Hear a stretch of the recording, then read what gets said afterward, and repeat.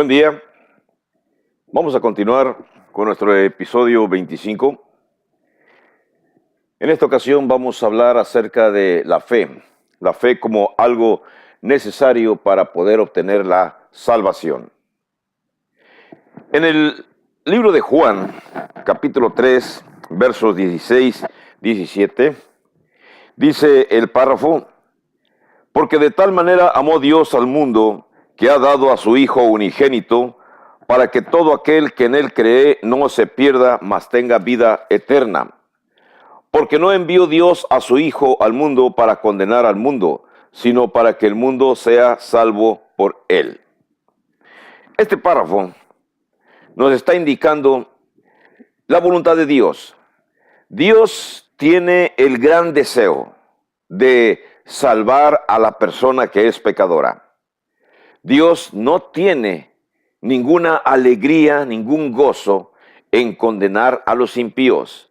Dios ama a los impíos. Lo que no ama a Dios es el pecado que cometen las personas.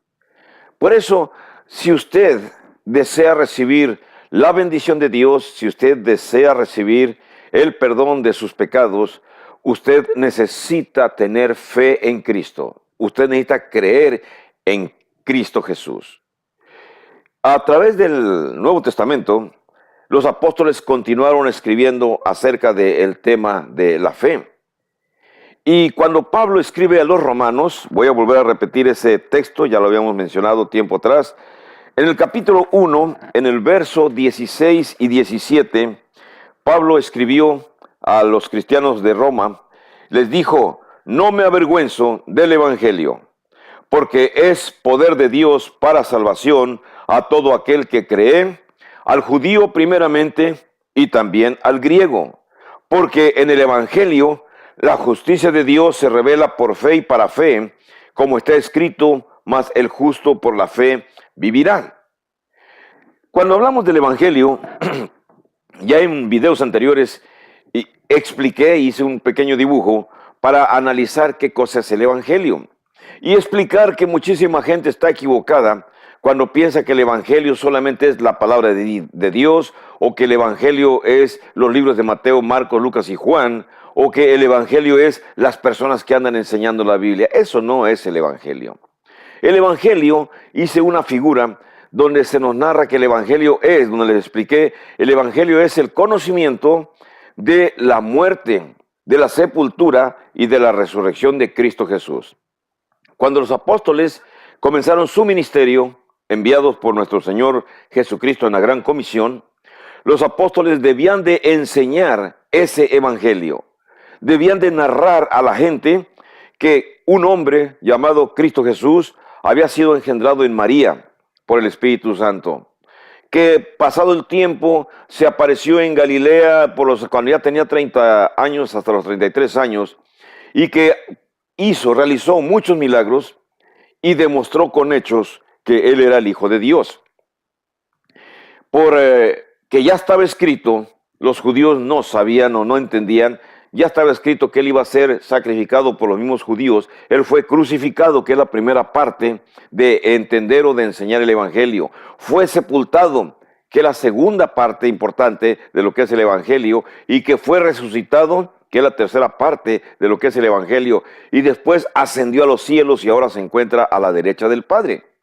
Los apóstoles se desparraman por el Imperio Romano y van enseñando entonces el evangelio y la manera en que se debe de obedecer el evangelio.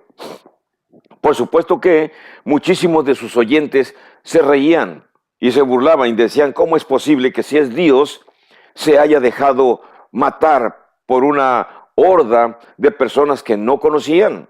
¿Cómo es posible? Si hubiera sido Dios realmente, hubieran enviado a sus ángeles para que lo defendieran. Pero ese no era el plan de Dios. Por eso, cuando Pablo explicaba y la gente se burlaba, había muchos cristianos, como también en esta época puede haber muchas personas que se avergüenzan de obedecer el evangelio. El evangelio, el asunto del ser bautizado en agua para que sus pecados sean perdonados, que las personas que tienen que ser bautizadas son personas que tengan uso de razón, no los niños, tienen que ser jóvenes o adultos. Y que las personas cuando ya salen del agua, sus pecados son perdonados. A mucha gente le parece risible, le pareció risible y le sigue pareciendo risible. Sin embargo, Pablo dice, a mí no me da vergüenza. No me da vergüenza explicar esto porque Dios usa el Evangelio para salvar a las personas. No para salvarlo a usted nada más, sino que para salvar a todo mundo. Pero hay una condición necesaria. Según el versículo 16 y 17, los versículos 16 y 17 de Romanos 1, solamente Dios salva a la persona si la persona tiene fe, si la persona cree en el Evangelio, si la persona cree que de esa manera sus pecados son perdonados. Si no lo cree, no puede recibir esa bendición. Entonces, Pablo se lanza por el Imperio Romano, por distintos lugares. De hecho, todas las cartas del Nuevo Testamento que él escribió mencionan lugares donde él fue y formó congregaciones. Y después les mandó cartas para enfatizar, para hacer conciencia de cómo tenían que ser la conducta de esos nuevos cristianos. Constantemente, Pablo repite las mismas instrucciones. Voy a buscar el otro texto que tenemos aquí, Gálatas capítulo 3, verso 26. Y en Gálatas capítulo 3, verso 26, se repite la misma instrucción. La misma instrucción en el sentido de que las personas tienen que tener fe, si no, no pueden obtener la salvación. Capítulo 3 de Gálatas 26 y 27, dice el párrafo, pues todos sois hijos de Dios por la fe en Cristo Jesús, porque todos los que habéis sido bautizados en Cristo, de Cristo estáis revestidos, dice el verso 27.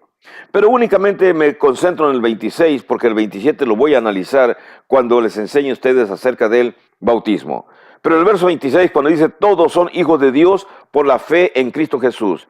Entonces, el requisito para que usted sea un hijo de Dios es que usted tenga fe en Cristo, que tenga fe en sus enseñanzas, que crea sinceramente y de todo corazón que lo que Jesús anduvo haciendo en este mundo tiene validez eterna.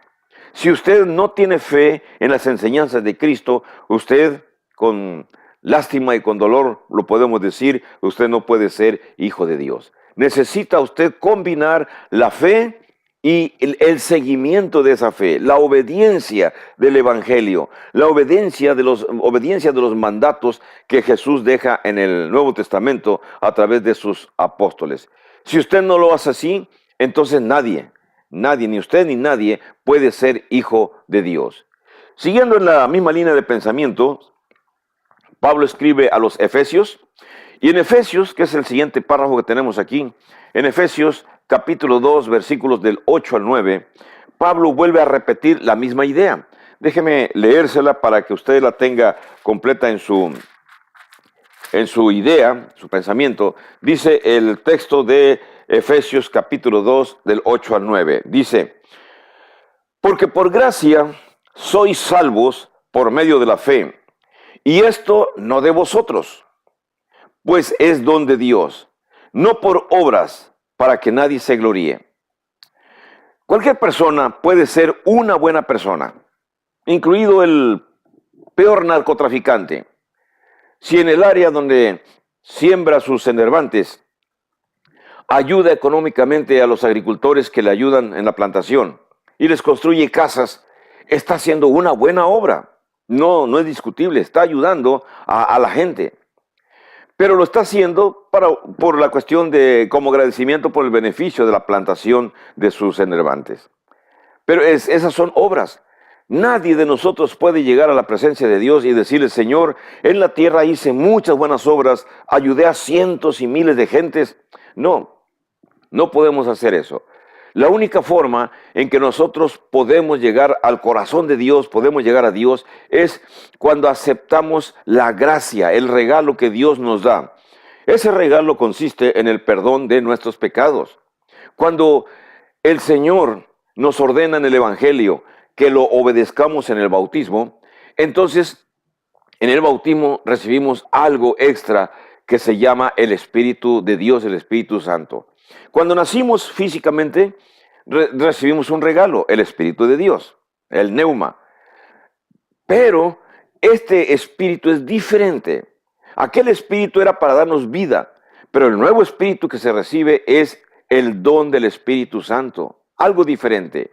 Y lo tenemos que aceptar por fe, porque la fe es la manera en que aceptamos la gracia de Dios. Si lo creemos y lo obedecemos y lo practicamos, seremos salvos. Si no lo hacemos, seremos condenados.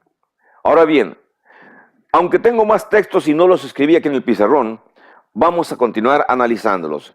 La fe debe ser basada en algo importante. Debemos de realizar lo que creemos.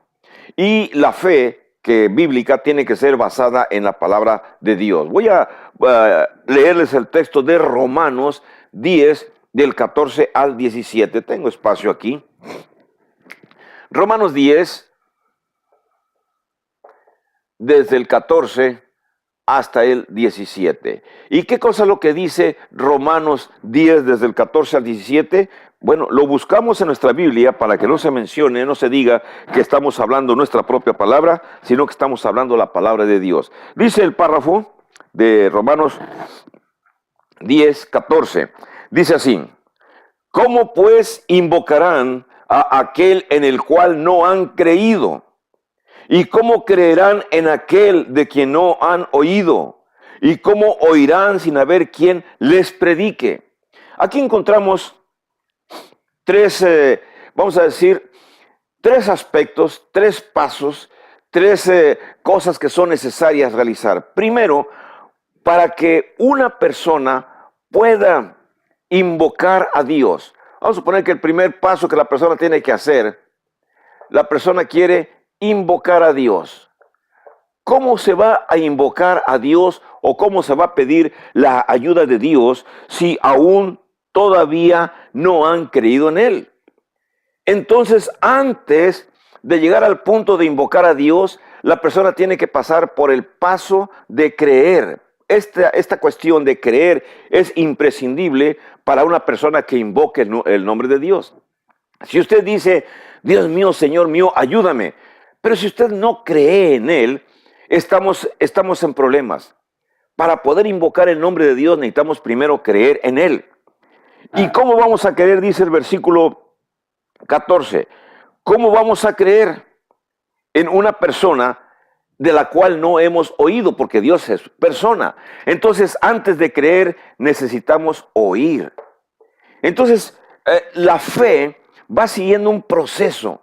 Y ese proceso es bien importante porque cuando la persona lo entiende, entonces se aplica a seguir el proceso. La persona antes de creer, primero tiene que oír. Oír. ¿Y qué es lo que tiene que oír? Tiene que oír el Evangelio, tiene que oír la explicación.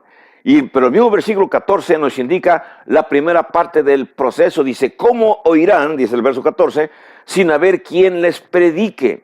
Entonces necesita haber una persona que es el que les va a predicar, el que les va a enseñar, el que les va a decir.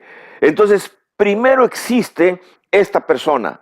Esta persona es el que predica para que usted oiga y después de que usted oiga, crea y después de que usted crea, invoque el nombre de Dios. Y sin embargo, todavía en el proceso existe algo más. Normalmente, las personas no van por su propia voluntad para enseñar o no van nada más porque dicen ya quiero ir. Antes de ir, tiene que ser enviado. Y el ser enviado significa tomar consenso con la familia, con amigos, con otros cristianos y decir, nosotros te enviamos, nosotros te mandamos a que tú vayas. Y entonces la persona tiene que ir y cuando va fuera, entonces inicia a predicar, inicia a enseñar. Y de esa manera, para que usted o cualquier otra persona llegue a invocar el nombre de Dios, tuvo que haber pasado un largo proceso. ¿Cuál es el proceso? Algunas personas se preocupan porque usted, donde quiera que se encuentre, conozca el Evangelio. Entonces esas personas envían a alguien. Ese alguien va y les enseña, les predica, les explica todo lo que las Escrituras dicen. Y después de que les explique, usted tiene la opción de oírlo, escucharlo o no oírlo, no escucharlo. Tiene la opción de creer o de no creerle. Y después tiene la opción, si cree, de invocar a Dios o simplemente no invocarlo. Entonces el proceso, la acción de invocar a Dios, tiene que seguir todo este proceso de conocimiento. Ustedes me dirán, bueno, pero usted no ha venido. Déjenme decirles que sí. Mi familia y yo tomamos la decisión de ir a su casa, pero no físicamente. Estamos yendo a través de estos videos. Ahora, en los videos estoy explicando a usted el plan de salvación completo. Es muy tardado, pero necesito que usted lo oiga desde el episodio 1 hasta el último episodio para que usted comprenda qué es el Evangelio totalmente, la razón de por qué se enseña el Evangelio. Si usted no lo oye, no lo va a entender, no va a comprender. Usted lo oye y después de que lo escuche, en su corazón va a nacer la fe, o no puede tener fe. Le voy a decir cuál es la razón por la cual muchas personas no tienen fe o se ciegan y prefieren abandonar el oír el Evangelio. Normalmente es porque tienen algún pecado oculto. Puede ser que sean fornicarios, que engañen a su cónyuge, puede ser que sean mentirosos, puede ser que han cometido un homicidio y sienten que están totalmente abandonados por Dios. Déjeme decirle que no es así. Cualquier persona, no importa lo horrendo del pecado que haya cometido, cualquier persona tiene derecho a la salvación. Pero se requiere que la persona lo crea, lo acepte y por supuesto que ya no siga practicando lo que esté practicando y entonces cuando se convierta puede invocar el nombre de Dios. Muchísimas gentes, cientos, miles, no se van a convertir en cristianos, pero no se van a convertir no porque no quieran creer, sino porque no quieren modificar su estilo de vida o porque sienten que es imposible que Dios les perdone sus pecados.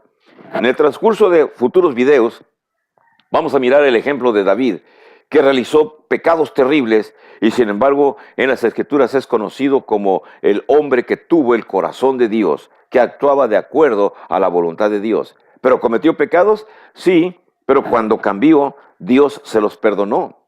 Y ese ejemplo de David lo va a ayudar a usted también a entender que si quiere cambiar, usted también puede invocar el nombre de Dios. Por eso, muchas personas modifican o tienen otro pensamiento. Me brinco hasta el verso 17, no voy a ver el 15 y el 16. Dice el verso 17. Dice, así que la fe es por el oír y el oír la palabra de Dios. Dije que me brincaba el 15 y 16, pero lo voy a leer para su beneficio. Dice, ¿cómo predicarán si no fueren enviados? ¿Cómo va a predicar si no fuere enviados? Y después menciona, como está escrito, cuán hermosos son los pies de los que anuncian la paz, de los que anuncian buenas nuevas, buenas noticias. Y luego el verso 16 dice, mas no todos obedecieron al Evangelio. Y esa es una verdad. Por mucho que se les explique, por mucho que se les diga, no todos van a obedecer el Evangelio, no lo van a aceptar, no lo van a entender, muchos. Pero para esos pocos que sí van a anunciar, que sí van a creer, para ustedes, son los que pueden invocar el nombre de Dios después de transformar sus vidas. Cuando usted quiera abandonar sus pecados y transformar sus vidas, entonces su invocación hacia Dios será escuchada. Ahora bien, esa fe tiene que ser basada en la palabra de Dios. Pero muchas personas, muchos de ustedes, tienen fe de que Dios les va a bendecir y tienen fe de que Dios les va a salvar eternamente.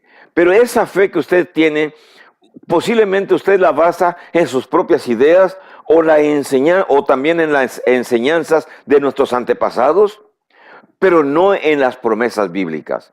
Ahora, nuestros antepasados, por mucho amor que le hayamos tenido, por mucho amor que le tengamos, no eran personas que conocían las Escrituras. Eran personas sencillas, tenían una fe sencilla.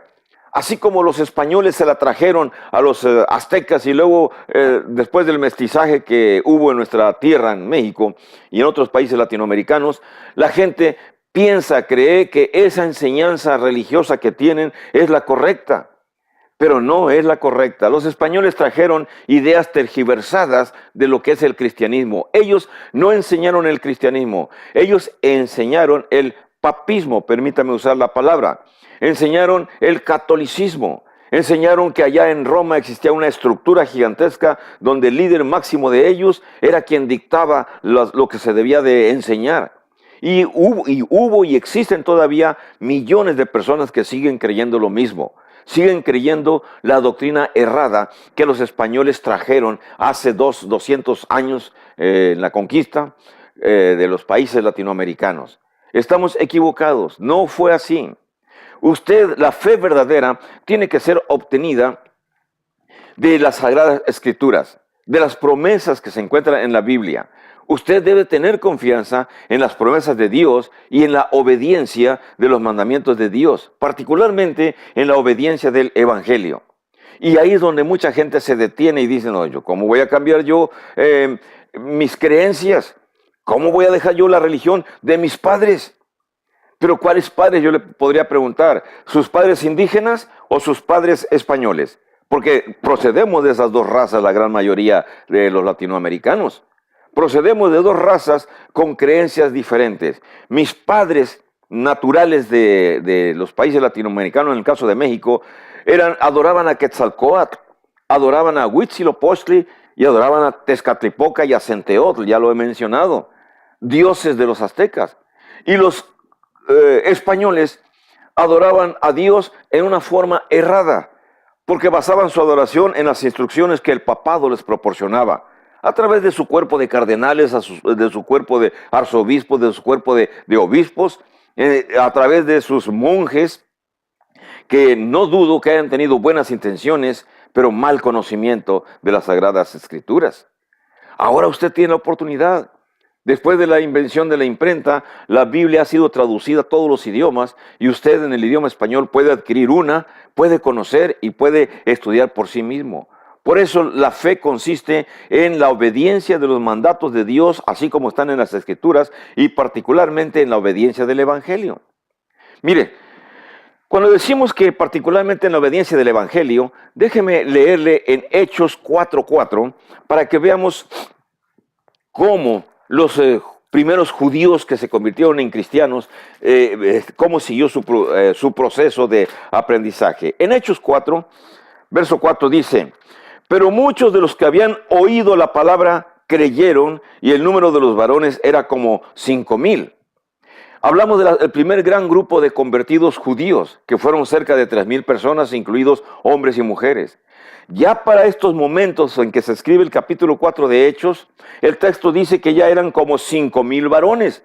Quiere decir que no se cuentan las mujeres en este conteo, pero debió de haber sido posiblemente algunos 7,000 u 8,000 cristianos tan solo en Jerusalén. Si eran 5,000 varones, consideren el ejemplo de una mujer por cada 2 varones. Entonces había 7,500. ¿Por qué creció tanto la iglesia? Porque ellos siguieron el mismo proceso que acabamos de leer en Hechos 4:4. Después de que oyeron, creyeron. Y después de que creyeron, obviamente se convirtieron. Entonces, ese párrafo tan solo del Hechos 4:4 nos habla acerca de que el proceso es el correcto. Primero se tiene que oír, se tiene que escuchar las enseñanzas para después decir que sí tienen fe. En el libro de Hechos, capítulo 15, en el verso 7, hay otro párrafo que nos lleva también a entender el mismo proceso. Voy a leer el capítulo 15, en el verso 7. Dice, después de mucha discusión, Pedro se levantó y les dijo, varones hermanos, vosotros sabéis cómo ya hace algún tiempo que Dios escogió que los gentiles oyesen por mi boca la palabra del Evangelio y creyesen. Aunque estoy leyendo sin analizar todo el contexto, En este párrafo, Pedro se levanta ante el grupo de judíos que le reclaman porque se anda reuniendo con gentiles y les dice, había acontecido apenas el bautismo de Cornelio y le van a reclamar a Pedro. Entonces Pedro se levanta y se defiende y dice, no, señores, Dios desde hace tiempo me escogió para que por mi boca los gentiles oyesen el evangelio y lo creyesen. Y noten ustedes cómo, sin dar más explicación, Pedro se está refiriendo a explicarles el evangelio para que las personas se convirtieran. Esos son casos de conversión que se nota claramente que las personas primero escucharon el mensaje y después se convirtieron. Cuando usted cierra la puerta a estos videos que estoy presentando, o cierra la puerta al evangelista, a la persona que le enseña, y no quiere escucharlo, usted está perdiéndose la oportunidad de obtener la salvación. Pues si invoca el nombre de Dios erróneamente, su invocación solamente topará con pared, porque los pecados y las transgresiones que tenemos nos impiden que nuestras oraciones lleguen hasta Dios. Necesitamos primero limpiar el camino por medio de la obediencia del Evangelio.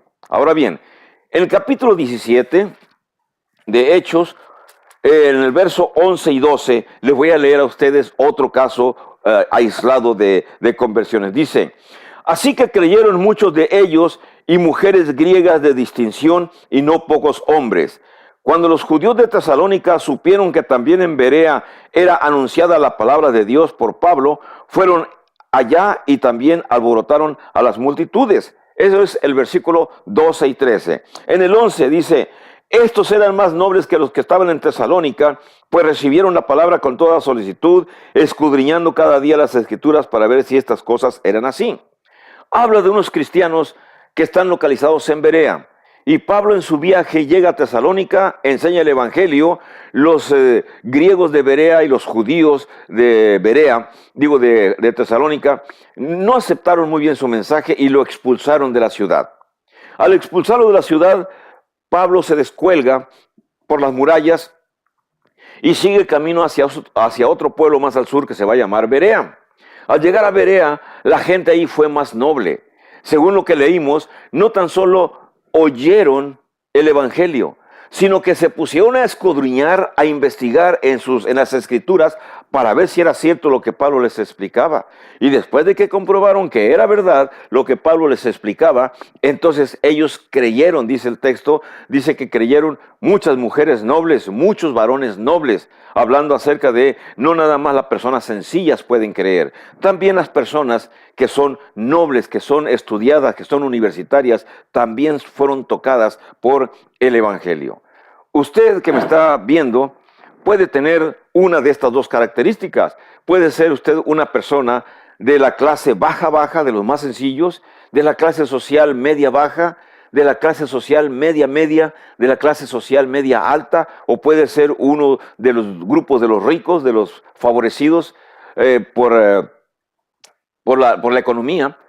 Aún así, no hay diferencia. En el cristianismo no hay diferencia. Pobres y ricos, todo mundo recibe el perdón de sus pecados cuando obedecen el evangelio. Pero para eso, recuerde, usted tiene que tener fe. Si usted no tiene fe, usted no puede obtener la salvación. ¿Está listo, está dispuesto para seguir escuchando mis siguientes videos? Lo invito entonces para que veamos el próximo video donde voy a seguir explicando más acerca de estos temas. Bendiciones para usted. Hasta luego.